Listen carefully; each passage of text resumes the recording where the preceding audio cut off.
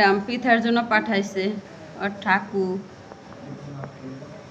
এই যে কাঁঠাল, অনেক বড় কাঁঠাল, এটা নারকেল, এই যে আম, অনেকগুলি আম, আম তো প্রায় শেষ।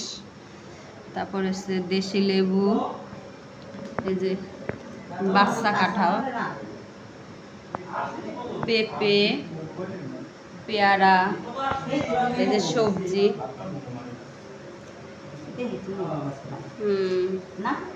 কইছে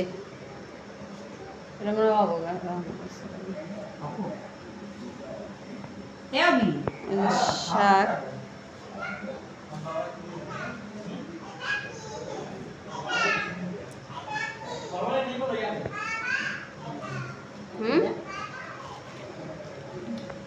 এই যে এটা দুদিন পরেই পাইকে যাবে। আর এটা হচ্ছে রান্না করার জন্য কাঁচা কলা।